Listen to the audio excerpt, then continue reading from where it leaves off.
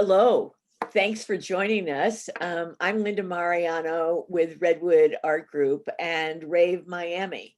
And I'm joined here today from her beautiful cottage in the south of France, Crista Cloutier. And Crista is an artist. She's one of the artists on the RAVE Miami website. And we just wanted to spend a little time chatting with you, Crista, because I love the artwork that you have displayed in your booth and that is available on the marketplace. And I wanted to know a little bit more about you as an artist. You know, people might recognize you because you've been a speaker for Redwood at our Art Expo New York show for the last 4 or 5 years, and really came to that from a different perspective than being the artist you've revealed yourself to be today. So tell us about being an artist. When did you first really embark on that adventure? Okay, well, before I do, I want to say thank you so much for inviting me to participate in Rave Miami and for all the help you guys have given me. It's been an incredible experience. Um, yeah, because usually when I'm working with Redwood, it's as the working artist, but in fact, I am a working artist. And for me, I think like for a lot of artists, I grew up in a family that didn't understand my creativity. In fact, I grew up in a family where people studied mathematics and medicine. And so no one really understood what was wrong with me. We didn't have the word creative, we just had the word weird. And why did I dye the mashed potatoes blue? And why did I have to take all the family snapshots in black and white? And I think it's not like that. Like you just get it that you are. I love this quote by the art critic Harold Rosenblum. He said, "The job of an artist is to create an artist." And when I look back over my life, I like to think that I've been creating an artist as I've gone along. That's great. I love that quote. And Yeah. and I think that that is a lot of what being an artist is about. And I think that also from a collector's perspective, that becomes part of the appeal of the artwork and the artist is kind of their story. So you sort of alluded a little bit to it, but take us in a little bit deeper. What's your career path been like then? Okay. Well, I did go to art school. Eventually, I went to university and then, started studying art. I didn't know if I'd ever be able to work at it. Um, but when I graduated, I had this degree and I had all this student debt, so I needed to find, the real job. But I lucked out because I knew a man named Joe Segura, who was the founder of Segura Art Studios, which is like Crown Point Press or like Tandem. It's a fine art print studio with an international reputation, Right. and it was an incredible opportunity for me. I started out working as an assistant to the sales director, and I didn't know that I had a talent for selling art, but it became obvious right away that this was my secret superpower. And within a year, I was the director of the whole company. And that's where I spent the majority of my career, was as the director of Segura Art Studios. When I worked in the art business. So we would collaborate with artists. We would invite artists in, world famous artists, also completely unknown artists, and we would work in the studio with them to create an original print like a lithograph or an etching. And then my job was to sell the work to galleries and to museums and to corporate collections and to collectors. And I had a gallery as well. So I was really doing like everything an artist does. I was, working with the artist in the studio and helping to oversee that process. And then the majority of my work was actually selling the art. And it was an incredible education for me.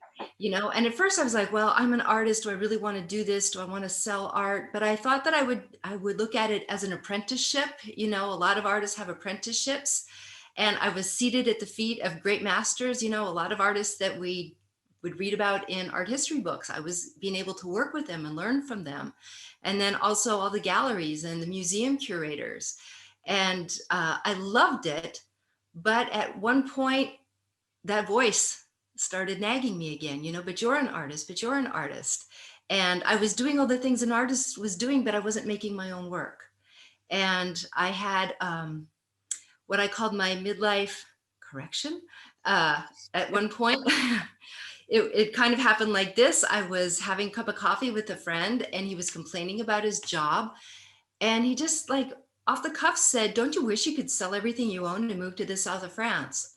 And I'd been to this little village in the south of France. There's a tiny art school for American students that I'd spent a year at, and I'd always loved it. And something just told me I need to get back there. So I sold everything I owned and I moved to the south of France. And I wish I could tell you, and then I became an artist, but really I spent I think I spent that first year crying because I had no idea. But it was actually art that helped me find my way through and start to find myself. And I spent a year in France and then I moved to England because, it's hard to make a living in the south of France when you don't speak French. And I decided I would start over in England, and I was working in advertising. I was doing all kinds of different creative positions, but artists kept asking me about the business of art, and I was helping artists get their careers off the ground or, putting portfolios together. And then I realized that this was a thing, that all of that information I had learned, all of that education I'd had from my years as the director of that studio was really stuff that I could be sharing. So I started teaching and I created this workshop called The Working Artist. And I started traveling around England and then around Europe and then around the world teaching this workshop. And it was incredible. And I decided, listen, I'm excited I get when I talk about it. It's happy memories. I decided I was going to bring it online, and I had a crowdfunding campaign, and a bunch of artists helped me put this together and get it out into the world. And I've been loving The Working Artist and working with other artists. But what I learned in France is that I needed to keep making my own work. So I have been making my own work as I've been going along. And a few years ago, I decided I was going to leave England and come back to the south of France so I could really dig down even deeper with my own creativity and get my own work into the world. So that's my story as a working artist. There you go. Well, I think that in all of your experience of advising artists and really working with artists all around the world, what do you think the secret to success in the art world really is? What does that boil down to? That's a great question, because when I started selling art, I took the best art dealer in town out to lunch to ask her that question. And she said, it's really simple. It's one word, it's relationships. And, we've talked about that before. She's right. It's all about relationships. And it's not just relationships with your collectors. You can't just be, you know, following the money. It's about relationships with your fellow artists as well. It's about being a part of your community, whether it's your online art community. I think as artists, we have lots of communities. We have our local community, we have our online community. Those are really important relationships to maintain and to give of yourself to. Absolutely. One of the things that I think about your work when I look at it is that it, it actually evokes a relationship. Um, Almost every single image has a story. And I think that that story piece is also one of the critical pieces of achieving success, of achieving um, collectability, and creating those relationships, that connection with the community, with your collectors. And in today's world, creating that, whether it's in person, and that hasn't been happening too much lately, or virtually. But what I'm hearing is that artists and galleries that have relationships, that have built those different aspects of community, are continuing to, it might not be the same kind of success that they've experienced before the pandemic, but those that continue to build the community and tap into their community, um, it's resonating, and they continue to have success.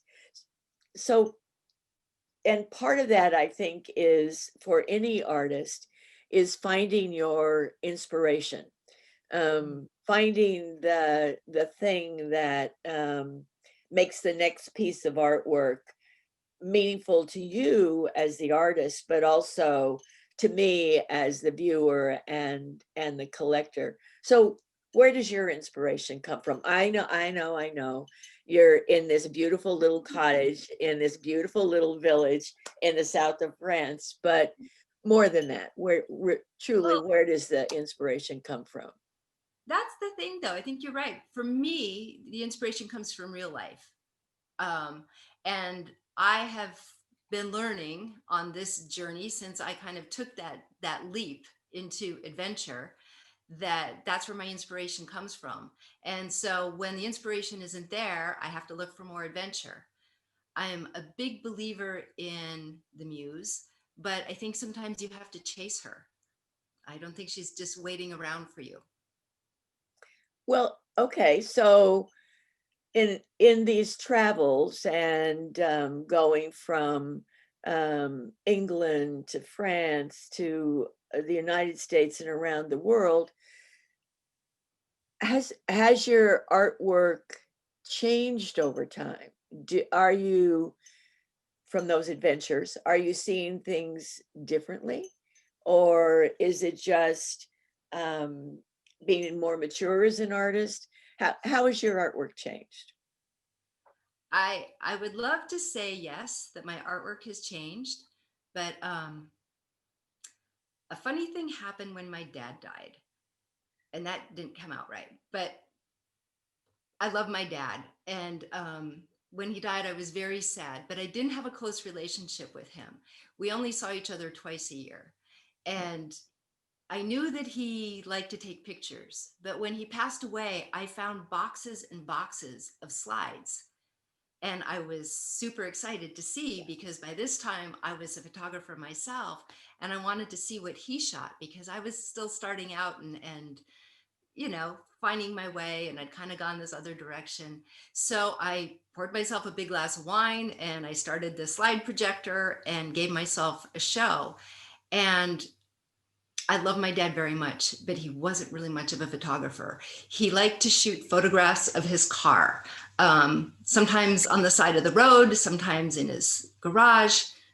Lots and lots of pictures of his car.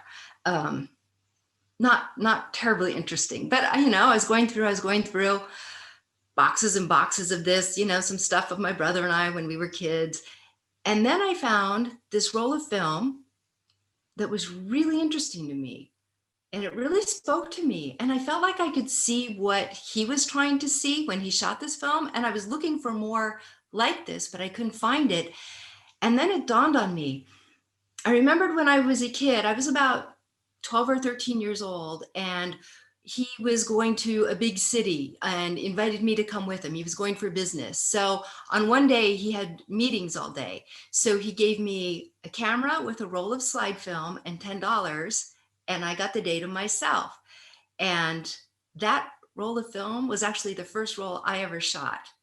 And it was so interesting to me to see that I could recognize my own eye, and that I was still connecting with the same things that I do now. So I don't know if I should be proud of that, or if that's, a bad thing to admit, that I can recognize my very first roll of film. But I think as artists, what we do is that is always there, but we strip it back.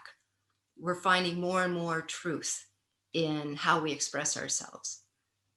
And I think, if you were um, an art historian, if you studied artists, the masters, the greats, Picasso, Monet, you would see a thread of sameness throughout their work.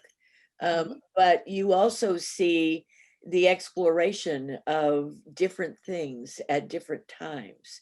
They call Van Gogh had what they call a blue period. I don't know about that as it applies to most artists, but I do think that there are moments or periods of exploration.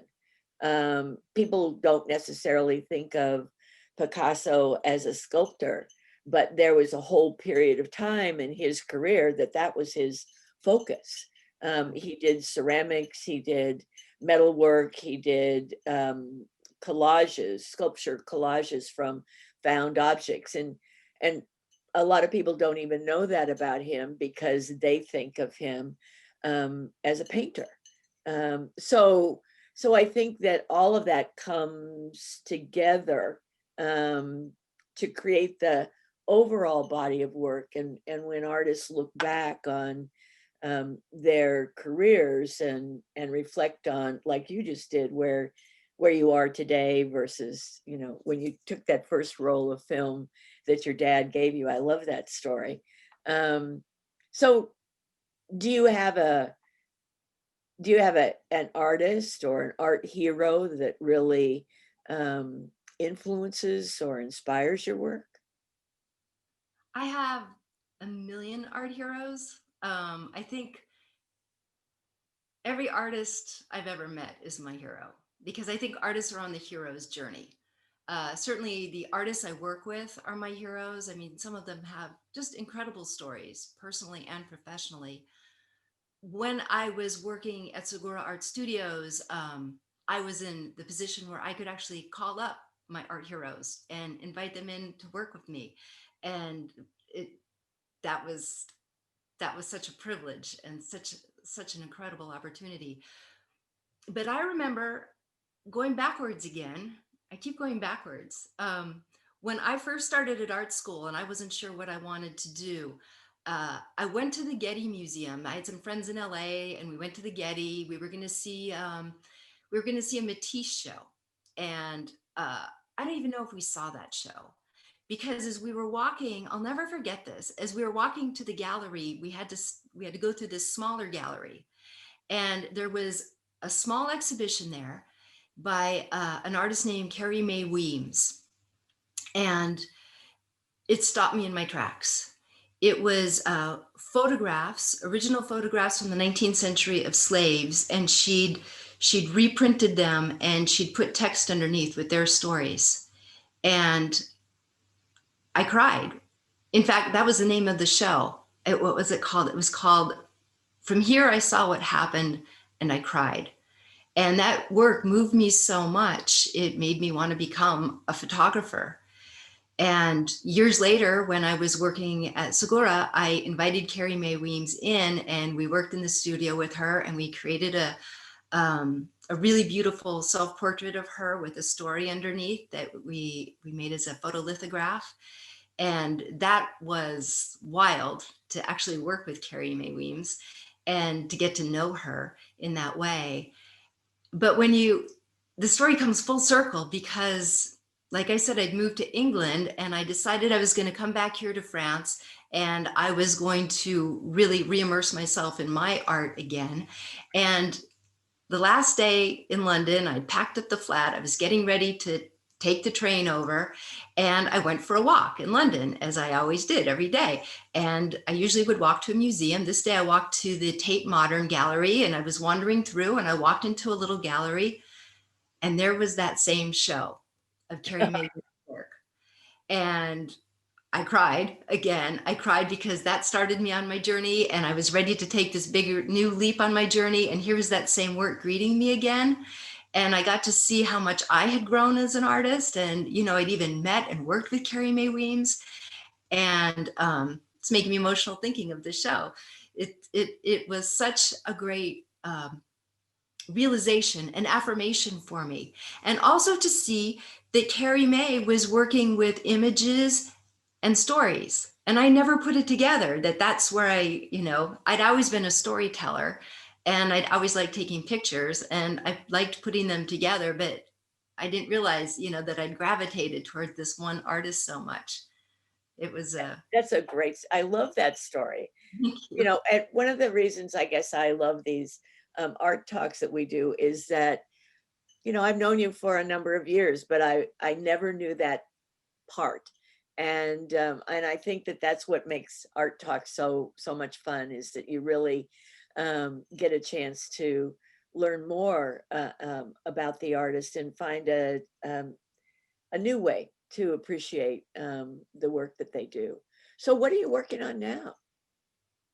I'm working on several things. I'm working creatively. I'm working on a book of my stories and photographs that's about my journey as an artist and leaving everything and moving to Europe, because it sounds like, oh, I just sold everything and moved to Europe. And, it was a lot of wailing and gnashing of teeth. In fact, it's a lot of broken hearts, a lot of falling down, a lot of, a lot of scary times. But it's been an incredible journey. I'm also working on two podcasts. One is called The Working Artist from Feather to Wings. So it's like a class and a podcast at the same time. It's the 10 steps and 10 episodes, how an artist takes that journey from making art to becoming a professional. And I have a second podcast that I've been working on for a while that's called The Working Artist Sessions. And it's funny you were talking about art talk, because it's all about the conversations artists have. I meet so many interesting artists and art world decision makers on my path that I decided I want to capture these conversations. I love the conversations we're having. So I just started recording them, and I'll be sharing those soon too. Well, listen, it sounds like you're staying busy over there in your little cottage in France. Yeah. Um, it's been terrific spending a little bit of time with you today. And I hope everyone who's watching will take a closer look at the artwork that Crista has in her RAVE Miami booth, because it tells a story. But I think that each one of the pieces um, stands on its own merit. Each one is very engaging, and I could see a collector having multiple pieces and putting them together as a grouping on a wall would be a terrific way to display your art. Listen, I guess the right expression would be bonsoir. Um, have a great rest of the day, and thank you so much for joining us today. Linda, thank you. I'm really, really, really honored to be here. Thanks.